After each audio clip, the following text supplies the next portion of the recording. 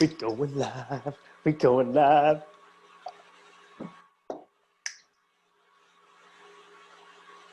All right. I believe that we are live. Welcome, Amy. Thank you so much for having me.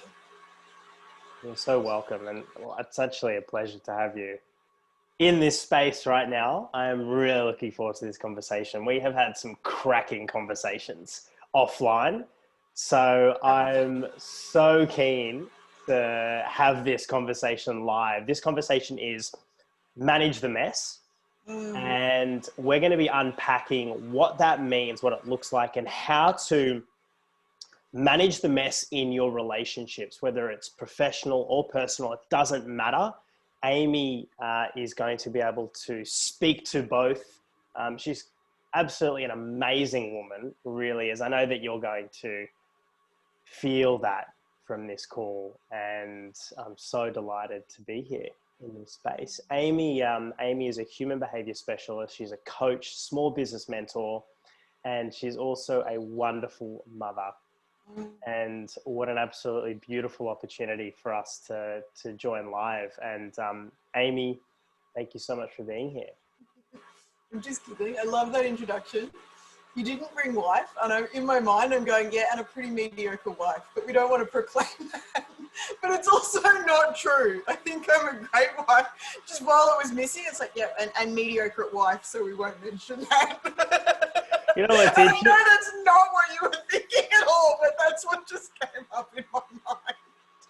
You know, it's so interesting. I actually played out the intro before we went live, and I had wife in my mind. And for some reason, I was like, oh, maybe Amy doesn't want to be labelled as like wife. So I decided to leave it out. But I'm glad that you rectified it, because you are a wonderful wife. Funny.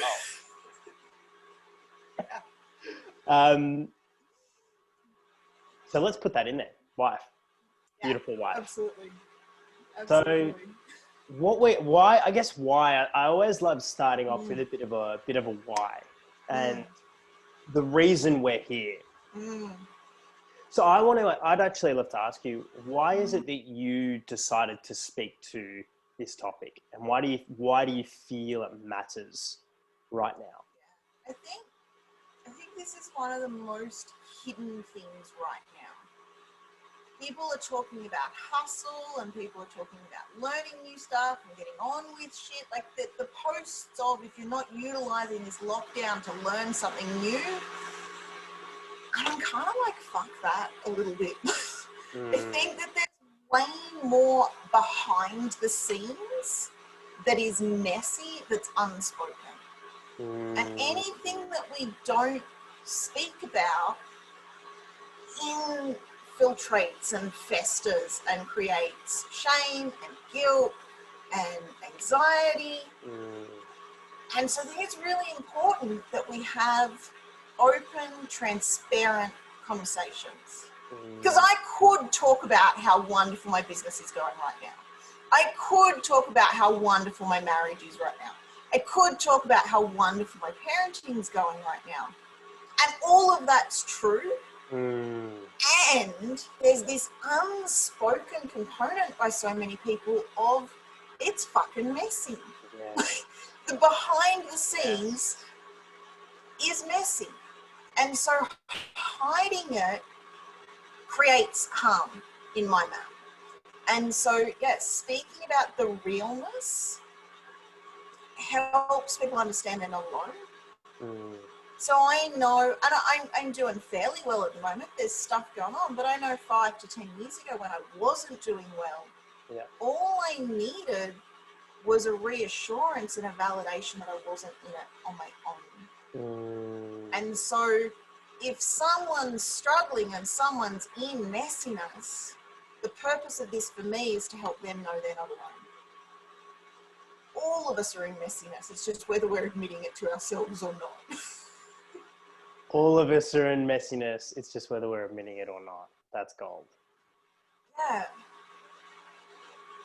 And so I think for me, this is about being the voice of, it's okay to be messy. It's okay to fuck things up. It's okay to make mistakes. We're all doing it. Welcome to the human condition. But there's such a societal, you've got to have your shit together and things have got to look good on the outside and don't let anybody know, and fuck that. That's where I'm at. Like, let's bring the realness, because people are getting amazing success at this time. People are having amazing not success and failures and things are falling apart. But we're all on this journey as humans. We've all got emotions. We've all got messiness in relationships. Anyone in a relationship, there are moments of messiness. To say anything else, you get married and live happily ever after. It's the biggest bullshit lie out there. So much, yes. If you're in a relationship, if you're interacting with other humans, there is messiness. And there's also moments of awesomeness and moments of deep connection and wonderful, magical moments. People talk about them all the time. I had a magical moment with my child. I had a magical moment with my husband. Hashtag blessed and hashtag best husband ever. But no one's got hashtag he didn't take out the fucking rubbish again and I'm pissed. Oh, so good. And so I think, the messiness and bringing the reality, like, yes, there are magical moments, but there's also messy moments. And I think both need to be spoken about. Fuck yeah. Yes. Well, can you expand just on why now? Like, because I acknowledge this is a massive topic, no matter what era, where we're at. But why now? Why does this matter so much at the moment? Yeah, so I think my passion on this, I was looking for a better word than ranting. I'm going to go with passion. My passion around this is because people are being confronted with it more right now. So they're being shut down into lockdown, which most people have had some level of experience of, like a contraction needing to close down. Some have had more than others. But it puts us in the firing ground of the people we love in a contained space. The moment we lose all of our external, so for me, I lost going to Melbourne, which I normally do once every 4 or 5 weeks. I escape for a week. I'm no longer wife or mum. I'm just me. And I have a week of being me and rocking out. And then I come home and I'm refreshed and we do it again. Nice. But I haven't been to Melbourne since March. My savior, my outlet has been gone for however many months that is. And so then the messiness amplifies, because if I don't get to go and be me, and I've got these little people who cling to me and want attention because they're anxious and they're struggling, but I don't get to be me, how do we manage that? So I think the messiness of relationships is amplified either in the separation through distance, because people aren't able to connect because they've been locked in separate houses, or the intensification of containment of you will now stay home for the next 6 weeks with your children and not leave the house. And you're not allowed to kill them, you're not allowed to lock them in cupboards. Have fun with that. So I think now is the time, it's intensifying. And most of us in that short term, it's like this will be 6 weeks. We'll be locked down for 6 weeks and this will be over. And we kind of had this false sense of security and hope. For a lot of people, it's now starting to settle in. This is not changing anytime soon. This is not just a weird anomaly for the month of April. This is now what we're given to live in. And unless we learn to manage that messiness, it's fucking uncomfortable. Absolutely. So being able to being able to manage the messiness, what's that going to give people? Like, what does that unlock and allow when people can are able to manage the messiness? So I think people respond in two ways. So I responded one way, my husband responded another. And I think we're a fairly good dichotomy of where the population and somewhere in between. So I tend to, the way I instantly respond to messiness is to become overly controlling and overly scheduled and overly busy. And if I just fill my diary with enough other stuff, I won't have to feel my emotions. My husband goes the other way and it's like, it'll be all right. And he goes to this, like, I don't know if it's wishful thinking, but it's like, yeah, it'll be fine. And he kind of puts on rose-colored glasses and uses that to navigate not dealing with his emotions. Can you expand? I wonder if, I reckon most people would know what this is, but some people might not. Wishful thinking. Can you just expand and give a bit of context on how that looks like in your dynamic? Yeah, so it's the she'll be right attitude that Australians have so well, kind of underpinning, it'll work out. Yeah. It's not. So my husband is very optimistic. It'll be fine. Yeah. It'll be taken care of. It'll work out. Just give it some time. It'll resolve. Just sit and be in peace and it'll magically fix itself. Yeah. Whereas I'm far more pessimistic. And so even at the beginning, I wasn't seeing this as a 2-3 month lockdown. I'm like, I'm going to be locked in this house with my kids for the next 5 years. That's my level of pessimism. That was probably resourceful, actually, in the context of things. So there's a place, but so you've then got even more messiness because you've got my husband going, it'll all work out. And I'm like, I want to stab you right now. It's not fucking working. I am working it out. I am fixing this. I am planning and resolving all of this. And we've had that dynamic for 20 years. He says it'll work out and I do the shit behind the scenes and it does work out as far as he's concerned. But we hit my limit because I can't plan and manage and structure a world pandemic. It's not listening to me, Ryan. It's not doing as it's told. I told it that it needed to go away a month ago. Like, I seriously tried to control it to the best of my... But it's out of my control. I'm pretty controlling. Like, I got a good...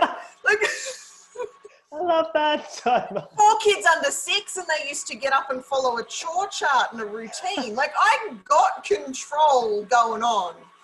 But the pandemic's not listening. That's great. What the fuck? Like, why not? Oh my God, yeah. So we've hit my use by date within like the first week. It's like I'm running a business. I've overbooked myself. I've got 4 children to homeschool. Yeah. I can't control. And the teenagers rebelling and the little ones are more needy. And it's like, no one's following my control regime. And so we've hit my use by on control, and my husband's response to me is, it'll work out. Oh my. Insert messiness. Yes. There's other words I could use there, but we'll go with messiness. Let's rock with messiness because it's the theme of how to manage that mess. Can you expand a little bit, or create a clearer picture on what's the benchmark actually on managing the messiness? Like, can you paint a little bit of a picture in your experience on what's the benchmark of managing the messiness in relationships? There's got to be a level of commitment. Like, there's got to be a level of we're in this no matter what. I'm only really realizing now just how much my husband and I had that at the beginning of all of this. Because I was not being resourceful. And I was not communicating well, and he kept showing up to me in my messiness. And the same the other way. So these differences, and the biggest one that we've sort of tabled already is this optimistic versus pessimistic, and this planning versus it'll be right. Ad hoc should be. Yeah. So those conflicts intensify in the external pressure cooker. Yeah. And so in the context of relationships, there's got to be a level of, and my thinking around this is still like, you're a dick, it's not going to work out, but I'm going to hang out with you anyway. Mm-hmm. That thinking is fucked, and I really don't know how you're managing to survive on that. And I know that it flips the other. It's like, why are you over-analysing everything? Why? What? Just go with the flow. So it goes both ways. Yes. Nice. Love that. So there's this massive contrast in what each of us brings, which can either be complementary, but generally in pressure situations, it becomes the source of conflict. So to manage the messiness, the first thing is to realize is that it's not deliberately antagonizing. I'm not over-analyzing just to piss him off. I'm over-analyzing because that's my response mechanism. Nice. He's not just throwing his hands up and letting it be to annoy me. It's just his coping mechanism. Nice. So neither party is doing it deliberately. And generally, like we've been doing that dance, like I said, for 20 years. He says it'll be right. I overanalyze, fix it. And he looks and, yeah, it worked out. It didn't work out. It didn't work out at all. I fixed it. It's like, yeah, that's right. It worked out. But we've been doing that dance for 20 years. At 16, I was managing his finances. Like, this is not a new thing. So anything that's being amplified now isn't new. It's always been there. It's just amplified. Nice. Yeah. And so we've got to tap back into, this was always there. It just, when I could control my world, it didn't bother me as much that he had the she'll be right attitude. I love, there's that beautiful point to the benchmark of knowing that this person isn't doing this to me. Because often that first question in our mind can be, why is this happening to me? Why are they doing this to me? And so your beautiful share is to, as a benchmark, is to understand they're not doing this to me. It's just their coping mechanism. Beautiful. Yeah. The language that I used to use a lot, and it still pops up occasionally in my mind when I laugh at it now, but if he loved me, he would. Insert think like me. That's great. And there's nothing to do with, so his she'll be right attitude, and I know he's happy, I've had conversations, I know he's happy for me to share this. I know some people get concerned, so he's definitely, he's okay for me to share this. Thank you. But his she'll be right attitude, it's just his coping mechanism. It's got nothing to do, it pisses me off, like it really pisses me off. But it's not designed to piss me off. It's just his coping mechanism. My over-analyzing, which drives him insane. It's like, seriously, we're going to analyze this again? We analyzed this yesterday and the day before and the day before. Like, how many lists can you write about writing lists? Like, that's the energy that he's got. I can write lots of lists about lists and color code them and go to that level of detail. But I'm not doing it to annoy him. I'm not sitting there going, I know it's going to really piss him off. Let's make him come and help me write lists about writing lists again. What it is underneath that for both of us and for everyone is, are you here for me in my weirdness? And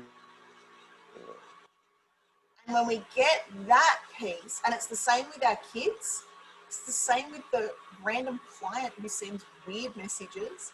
It's the same with the the weird prospect that sends like an odd message, and you're like, how did I attract that? Yes. Everyone is asking, are you here for me in my weirdness? Here's my default pattern. Can you be here for me while I play out my only coping mechanism? Can you, wow. It's a big Wow. one. That's huge. Yeah. It is big. So that one comes from, because as much as I want to take credit for it, it's not mine. Yeah. So that one comes from, so I've been doing emotional intimacy training with Sharon Pearson from the Coaching Institute. But that particularly Are You Here For Me is in a book by Sue Johnson, who's phenomenal in this. Everyone is just, are you here for me? And when we can't say it, because most of us don't have that in us, most of us, and particularly our kids, and then they're taught not to ask, are you here for me? And so, of course, we get grown-ups who don't know to ask, are you here for me? So we ask for it in weird ways. And it sounds like criticism or contempt or deflection or pushing away instead of, I'm in need right now. Can you give us an example of that? Yeah. You've shared some beautiful examples off the call. Yeah. Live. Can you give us an example of that? Yeah. So with my kids, it's often like it's a tantrum or an argument. So my teenager will come and pick an argument with me. He'll come and say, I'm not coming home at curfew tonight. And I roll my eye. I'm like, seriously, dude, am I here for you? Do I have boundaries? Do I care enough to fight with you about curfew? Do I care enough to demonstrate how much I care by holding you to the standards that we've agreed to? So my son, I didn't set that curfew. He set the curfew. Wow.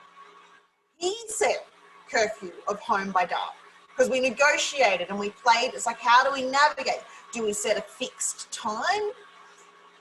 And he wasn't happy with the fixed time because I was setting that based on when it gets dark in winter. We live in Lithgow, it gets dark early. And so we settled on when the sun sets. He has to be home by the time the sun sets. And at the moment, he's just hitting that.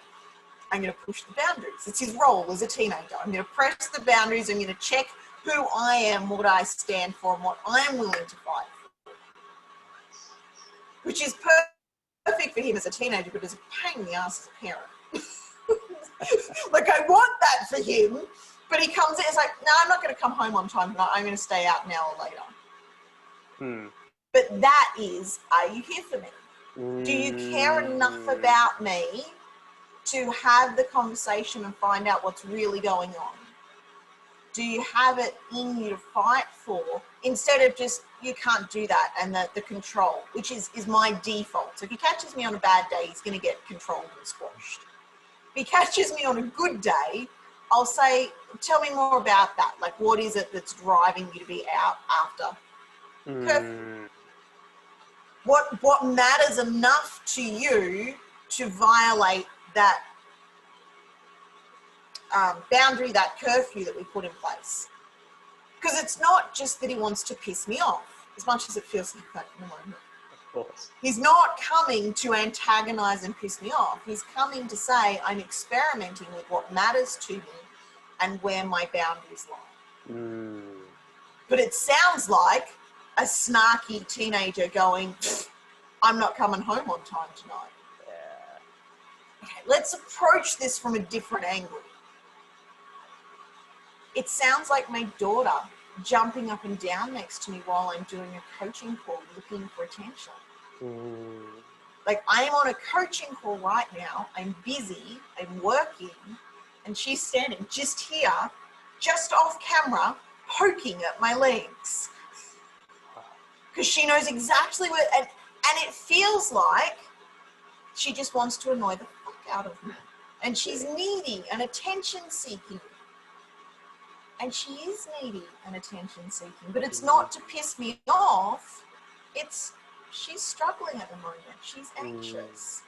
I've been working a lot recently and I haven't spent time with her. So that was yesterday.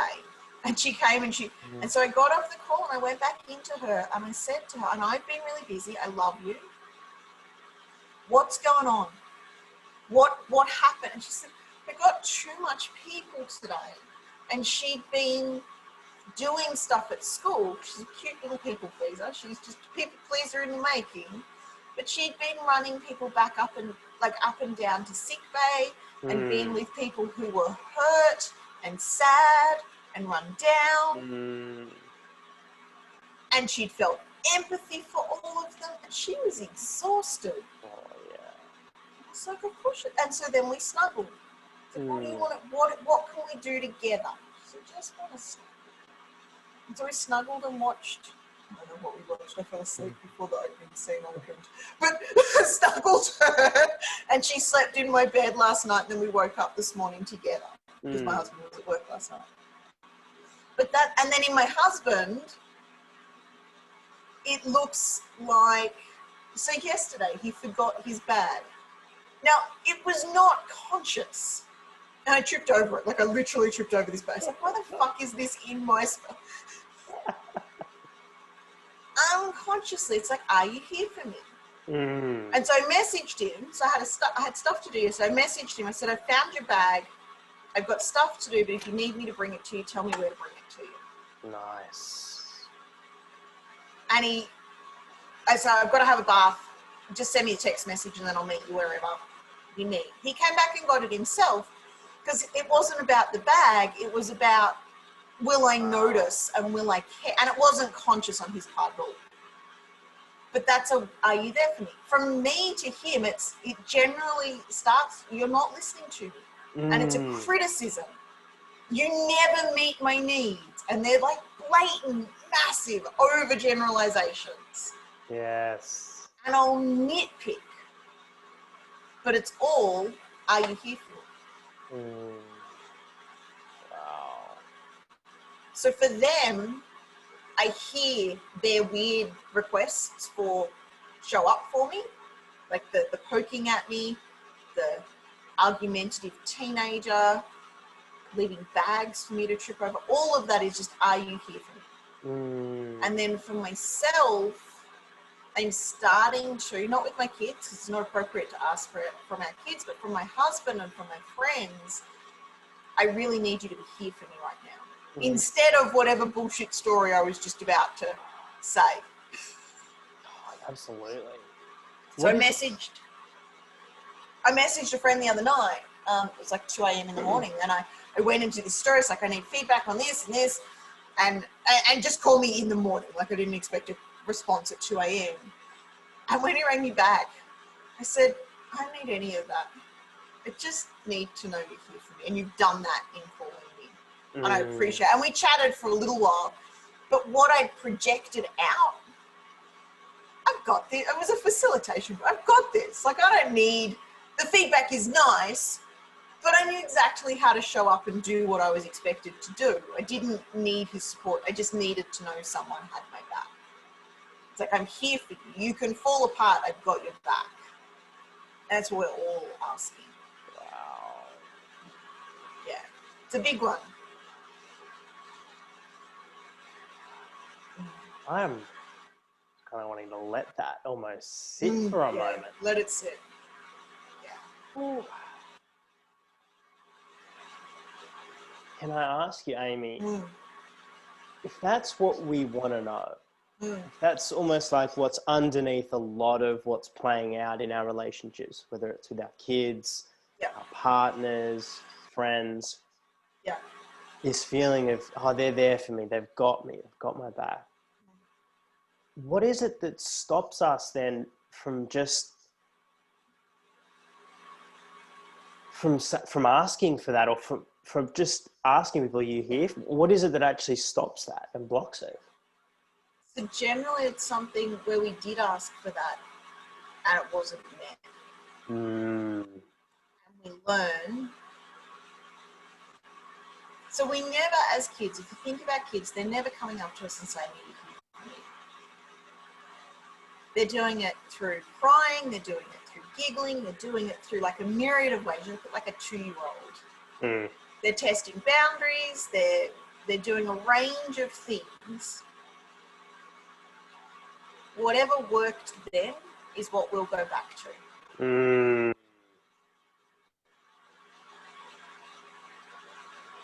And we'll do, so my husband uses humor all the time. Clearly that worked in his. Yeah. I do control and looking good and looking together and achievement. Yeah. Because that's what worked. Yeah. Or was the closest thing to working. Yeah. So we'll go back to, and it's shaped in our child, it's just conditioned. Mm. It gets the attention. So you're saying whatever worked when we were kids that helped that need to be met for us to know that people were there, that they had us. We played out unconscious patterns when we were children, and we revert back to those unconscious patterns as adults. And often we're still unaware and unconscious of it. Yeah, that's it. Wow. That's it. And it's unconscious. No one is doing this deliberately. Mm. And then the kicker is, so whatever we didn't have, so humor was not allowed when I was a kid. My husband does masses of humor. It chose him completely unconsciously to fill that gap. And then it pisses me off. Because you only ever make light of things, and you only ever laugh at things, and you don't take anything seriously. Mm. But I chose him for that, and then criticize that. Because we're looking to resolve and reconnect with what we shut down. Because we amplify what works and we shut down what doesn't. Yes. And then we play that out in our relationships. But we choose our relationships, we choose our partners, we choose our friendships to resolve what wasn't resolved in our childhood. But we don't know how.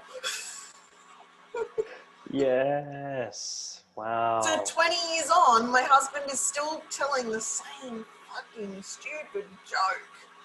And it makes me cringe, but desperately I want to be able to laugh and play. Wow. And that's been my journey recently. Like, that's one that I've started tapping. I went into stand-up comedy. I went and did like ridiculousness to tap back into that so that I don't have to leverage that from him and we can share that. Wow. And he's doing the flip. What were you saying? Oh, I'm just wanted to reflect something back. I'm hearing a lot of compassion in all of this, like in managing the mess. One of almost like a core ingredient, just from what you've just been sharing there. Yep. It's this real deep sense of compassion for the other person or people. Would that be fair to say? Yeah, it is, and I stuff that up more than I get it right. It's really easy to sit here with you and talk about it in a way that sounds beautifully compassionate. Yeah. The reality is I'm screaming at myself, like, you just made that fucking joke again. Like, seriously, that's what you fucking do? You're going to make that joke again? And we get caught back in this loop of he's using humor and I'm bringing pull up my ass serious shit together, Amy, and they're fucking clashing. There's more moments of that than compassion in the reality. But it doesn't take much compassion to collapse the conflict. Yes. The smallest moment of, and my husband and I have now set up, he came to the training with me last week and we're doing this together now, which is new. Up until now, it's been me. And I've done 5 years of studying and reading and 20 marriage books and courses, and last week he came to the first, and he's looked at a couple of the books with me, but so I don't want people to get the impression that my husband has been on this journey the entire time. Yeah. Because he hasn't. He's shown up for me and he's been amazing in continuing to show up. But that hasn't looked the way I would have wanted it. You asked me 2 years ago, I would have said he never shows up for So Wow. my perceptions shifted dramatically. But we know this dance. So he does the deflection, I do the criticism. So I criticize him, of course he deflects it, because what else are you going to do? And then we get into this pattern and back and forth. But we set up last week a break for that. And so because it often falls on me to notice it. I've done 5 years of coaching training. I know the patterns. I've been studying this quite in depth. And I notice it before he does generally. But if it keeps falling on me to point it out, I'm kind of bored with that and I'm kind of good with that. So it's like I need a way to tell him without telling him. And so we set up, there's a joke that he's got. So we're now leveraging his humor.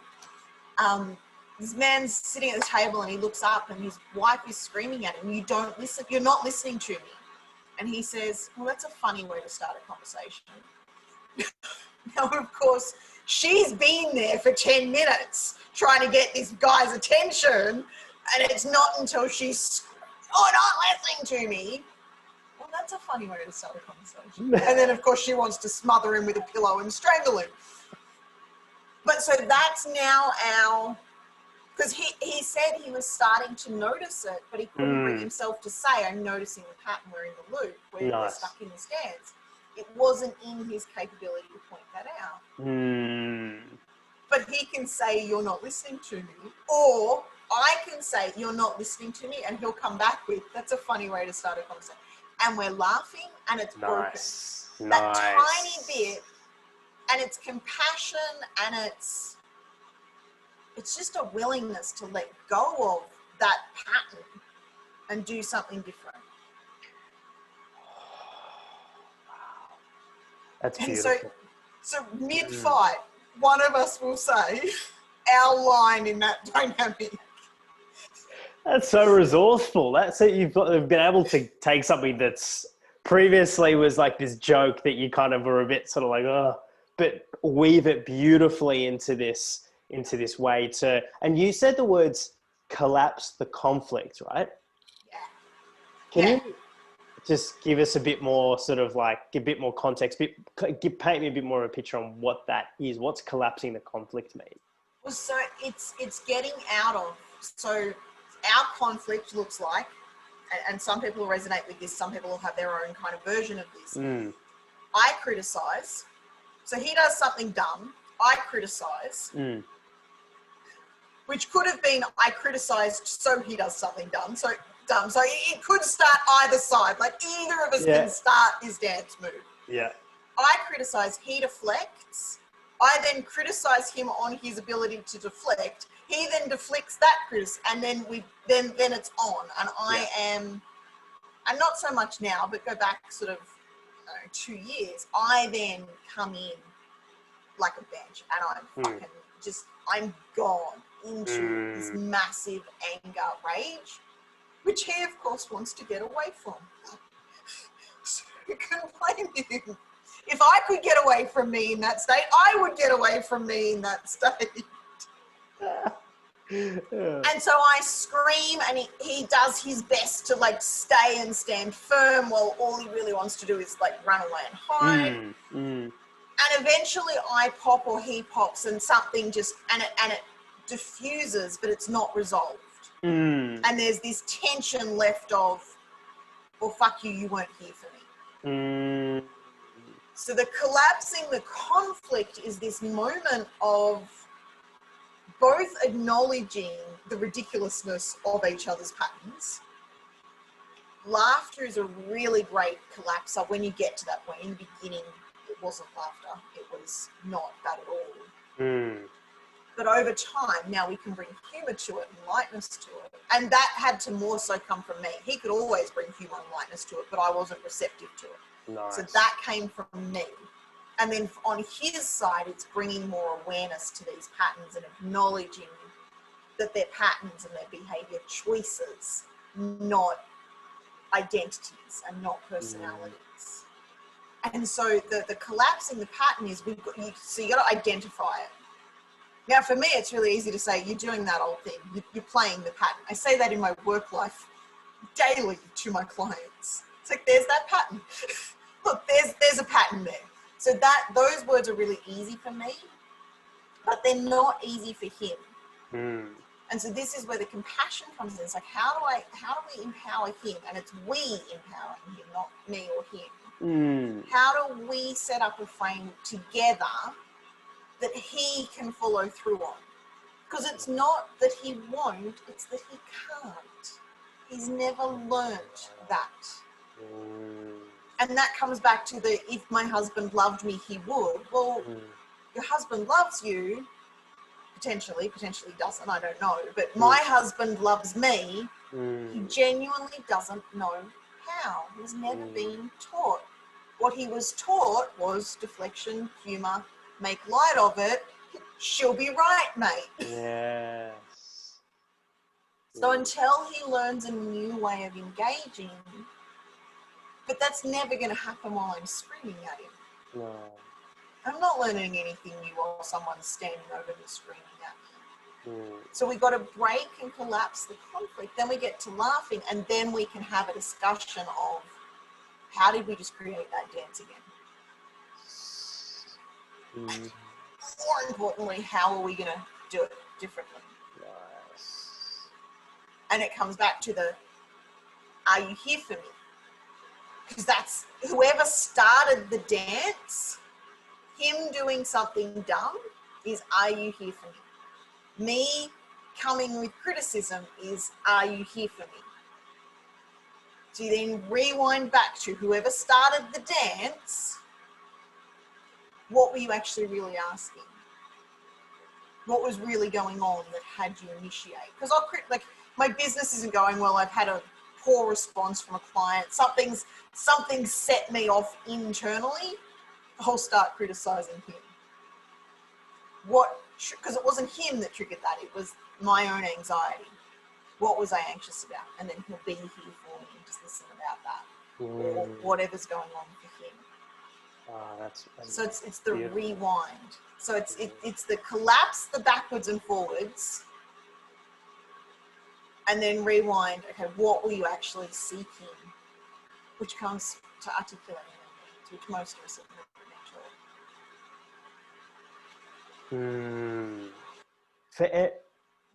For those who are listening, can you almost like, I'm almost going to ask a challenging question, but I know that you will know how to collate this.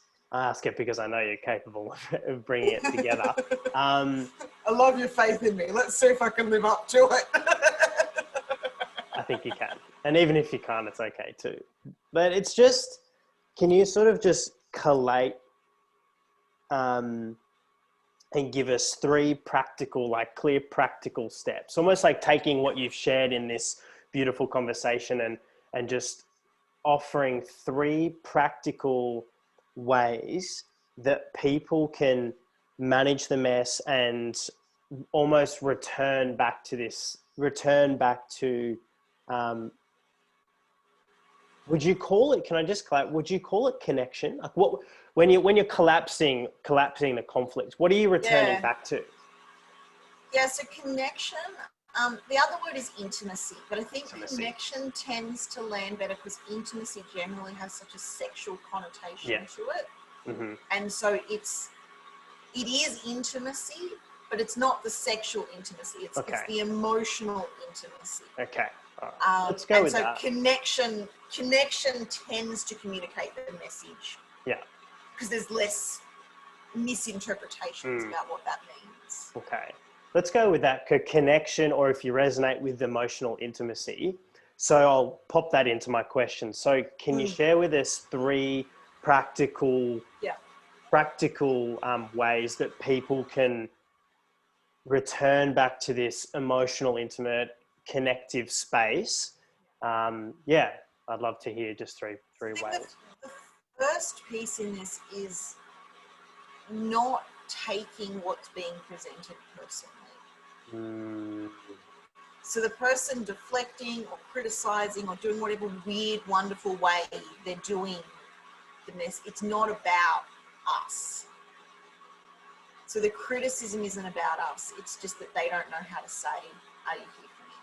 the deflection isn't about us. It's just that they don't actually know how to say, I'm here for you. Whatever weird, wonderful way it is, it's not about us personally. So the first sort of piece is, and it sounds really weird, but it's almost to disassociate and step out of self so that we can then come back in connected. Because if we stay associated to ourselves, we'll come back in with our side of the dance. So we've got to step out and be able to just step out of ourselves. This is not about me. That's the first sort of piece. Beautiful. And there's a massive road and a massive journey to go down to do that. But that's the first piece, is that ability to just know ourselves. Oh, look, there's my pattern about to come back out. I'm going to just pause me, step out of me, and come with something different. Because my conditioned response will get the dance and the conflict. So it's not about you. To build connection, it can't be about us. It has to be about the other person. Nice. Beautiful. Thank you. The second piece would be to hear whatever they're bringing as that message of, are you here for me? And the intensity of that will vary depending on the relationships. So my kids are quite intense in their demands of, are you here for me? And it matters to me a lot that I demonstrate that to them. The shop assistant at Coles is still asking that same question. Are you here for me? But there's less emotional intensity and less emotional investment, and I can be there for her and with her for the 3 seconds that I'm there. But it's a lower form of connection, for want of better language. And so whatever it is, everyone is asking that. And so just translate. So the person saying, how are you? Are you here? Are you here with me? Are you going to respond to me, or are you here for yourself? And at the moment, the shop assistants need us to say, yeah, I'm great. How are you? And be there for them. Like they need, because most people aren't responding with that. Most people are responding, no, I'm not fucking here for you. I'm here for myself. Serve me. And again, delivered in weird and wonderful ways. So everyone we encounter, every person is asking, are you here for me? And then we get to choose to what level. Like, I'm not doing deep meaningfuls with the shop assistant. I'm just going, yeah, I'm great. How are you? I'm here for you. I'm here with you in this moment. And we can have a moment of connection. And then our husband and our kids and the people closer to us, it's, are you here for me? And we want a deeper, more meaningful, sustainable connection.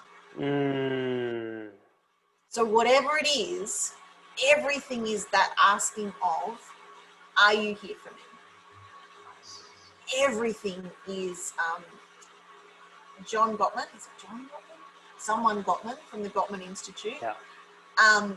Everything is an emotional bid. Everything is an emotional bid, which is that question of, are you here for me? So anytime we meet any person on the other end of the phone, through Zoom calls, the question is, are we here for me? So translating whatever they've come with, and it might look like criticism or contempt or anger or weird anxiety or weird patterns. Everyone's got their own version of like weird pattern playing out. But if we've disassociated from our own stuff in step one, and then we can translate whatever they've come with to, are you here for me? Are you here for me? Not for me. Are you here for me? So step one is be able to step out of your own kind of conditioning and patterning and show up to the other person. Step two, translate whatever they've come with. And it could be a logistic, like, can you make me a cup of tea? That translates, my husband knows this now, that translates to, are you here for me? wish you'd do my invoicing. He's never going to do my invoicing. But the question, are you here for me? Come sit with me while I do my invoicing because it's painful. But the question is, are you here for me? So whatever it is, or it's the person screaming. So a minor car accident, the person gets out of the car screaming. They're asking, are you here for me? I can't manage my own shit right now. Who's going to be here for me? Now, there's an appropriateness and there's a context to when people should be asking that question. But if we want to be the people building connection, translate whatever it is to, are you here for me? I think we're going to get 4 steps because I just worked out a third one and then I want a 4th one. Let's go. I love it. So the third one kind of stems into the, we get to choose whether we respond yes or no to that.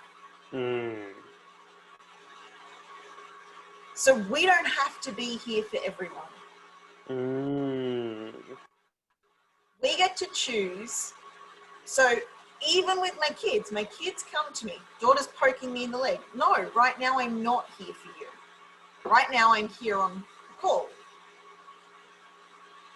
But I love you and I'll be with you as soon as I can be. The person abusing the shop assistant gets to choose. No, I'm not going to be here for you. So we get to choose. Are you here for me? We get to say, yeah, I'm here for you. Or, no, not here for you. And do it consciously instead of relying on our patterns of, no, I'm just going to criticize you. Instead of saying, I can see you really need something right now. I'm going to choose not to meet that for you. Go meet that for yourself or find someone else to meet it for you. Nice. So we get to choose whether we say yes or no. My husband the other day, we're in the middle of a fight. And I said to him, look, I really just can't do this right now. I need time out. Clearly you can't be here for me right now. And I get that and I respect that and we'll work on that. But for me right now, unless you want me to turn into Psycho Banshee, who I don't want to be right now, I need time out. Yeah, beautiful. And he responded, I can't remember what he said, but his response was, are you here for me? And it's like, no, I'm not here for you right now. I'm here for me right now. Give me 10 minutes and then I can show back up to you. Yes. So there's the option. Because I think one of the biggest obstacles that I did to myself was I would hear people say, are you here for me? And I would think I had to be there for them. Yeah. But it's our choice. And how we respond, because we're making that choice in our mind of yes or no, unconsciously. So the unconscious, are you here for me, delivered in the weird and wonderful ways, we're responding and either we're here for them or we're not. Bring that choice into consciousness and don't use the default patterns to say no. Just make it a clean no. I'm not here for you. And then the 4th piece, which kind of goes across all of them, is know that you're going to fuck this up more than you get it right. Nice. Yes. Oh, that's almost like a, Because that's a lot. I get that. The what I've just said, there's a lot. There's going to be more mistakes than moments of getting it on point. nice. Yes. And bring compassion to yourself in those moments. And compassion to others. They're going to get it wrong. You're going to go and you're going to so clean. You're going to outline, like, I really just need you to come and sit with me while I do these invoices. Can you be here for me for this? What do you mean invoices? I'm not a part of your business. I did my side of that right. I asked you a few of them. You're not playing the way you're and then I go back to, okay, so you didn't play your side properly. I'm going to go back to you. You never show up and go back into criticism. And there we are back in that loop. And then at some point, one of us says, you're not listening to me. That's a funny way to start a conversation. And we collapse it again. Yeah. But in the beginning, we're going to get it wrong. Yeah. I got 40 years of conditioning to collapse. Yeah. People have got, anyone listening has probably got at least 2 decades of conditioning. Yeah. It's not changing overnight. No. And we're playing with people, and people don't play by the rules. Nice. Oh. Especially children. They're not playing by the rules. They didn't read the manual. No, they didn't. They're still not. Nobody's reading the manual. Nobody's reading the fine print, Amy. And even if you have, like I've now, so 20 books on marriage. Yeah. 20 books on how to do this well. I'm still not playing the rules. I still make more mistakes than get it right. Mm. And so we've got to know that the mistakes are okay. And then we just come back to, okay, so we're in the dance again. Go back to step 1. Step out. All right, I'm going to do this differently. I'm probably going to get it wrong, but I'm going to give it a shot. All right, whatever you're saying to me, you're asking, am I here for you? Really, I want to ask, are you here for me? And I'm kind of bitter and resentful that you're not showing up for... All right, step back outside of my pattern again. I didn't even get past step 2. That's how it's going to play out. And it's a longer journey to get to, okay, these are my patterns in play. There's a song by Trisha Yearwood that's called something like The Woman Before Me. And she's singing to this man who's clearly hurt. And it says something like, the hurt in your eyes I didn't do. The woman before me must have been hard on you because the hurt in your eyes I didn't do.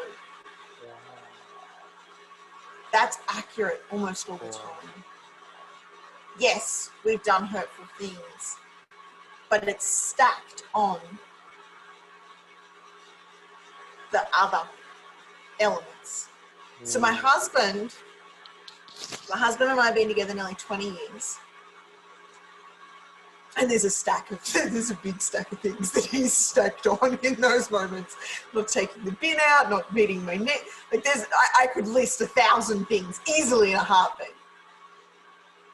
But before him, there's 10,000 things that came from my dad and my mum, and the boyfriends before him, and the childhood defining moment. Like the memory that just popped up. There's a guy in year 1 dropped my school bag and broke my heart. That gets projected onto my husband when he's a dick.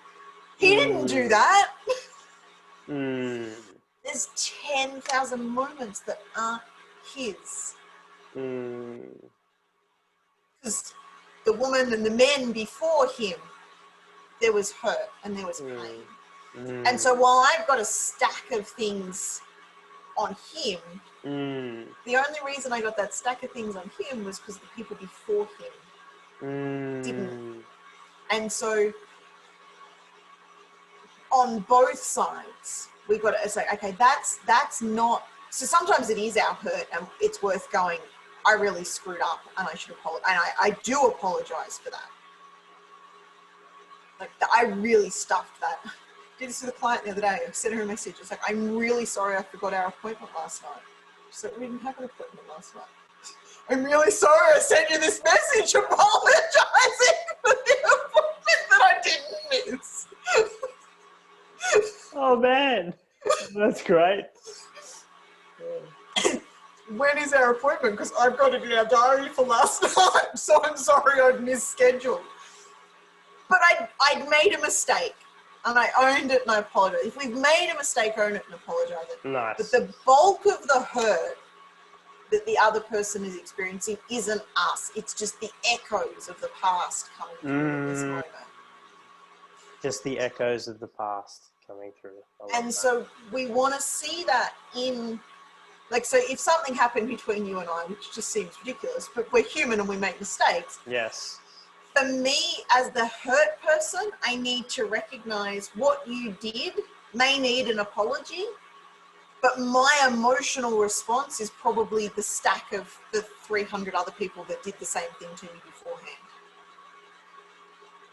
So my hurt is not about you in this moment. And then you need to see my hurt and my overreaction is not about you in this moment.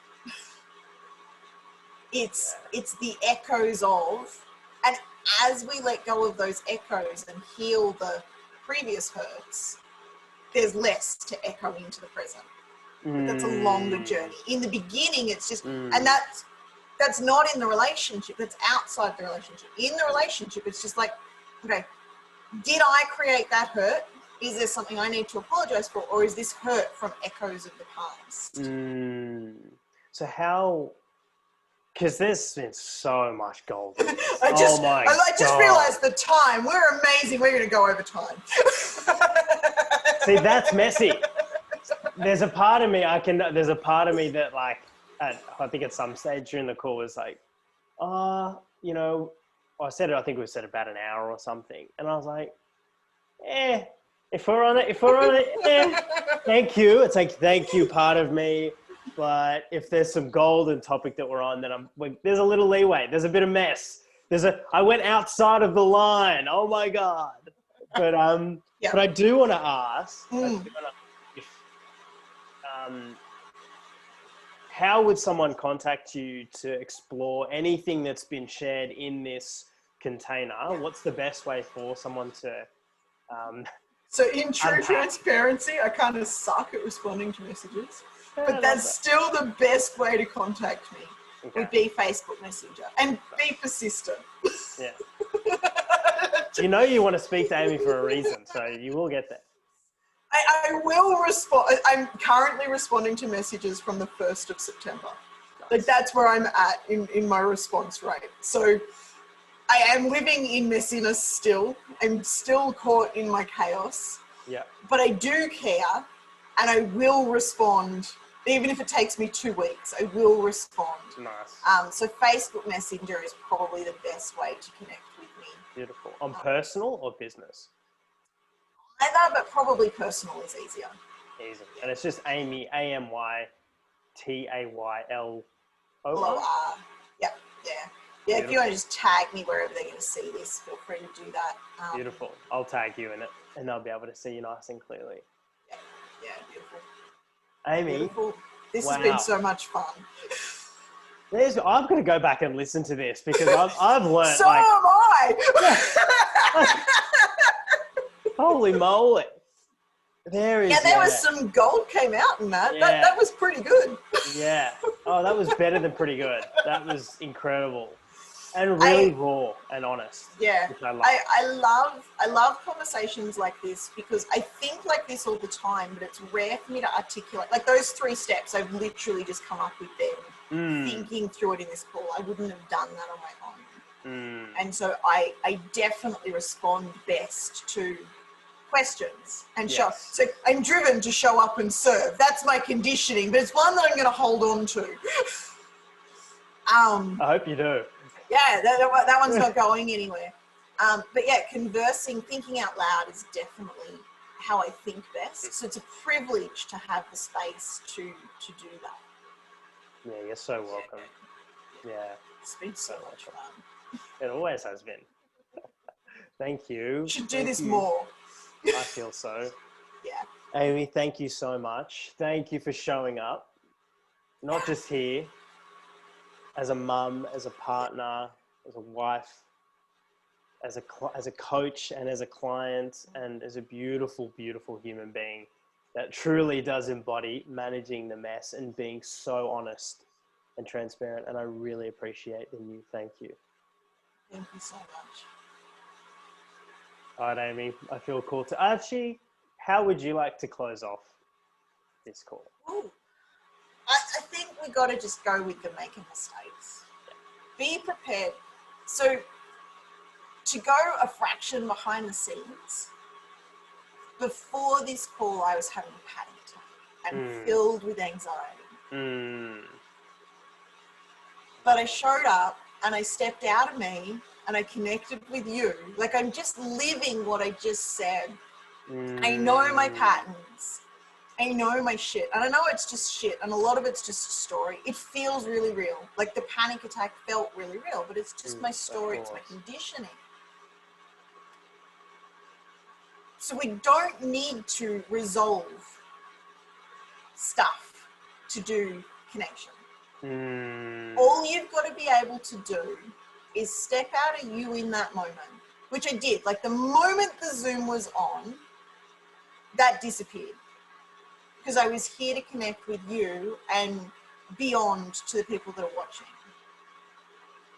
So the moment I show up, I step out of me. I know that everything you're bringing is, are you here for me? And so I am here for you, wholly and completely and fully, the best way I know how. I know I'm going to make mistakes, but I'm willing to risk it. Because connection it's not something you can control. I've tried, just me, I've tried. It's not something you can control. It's embracing the chaos and playing in the messiness.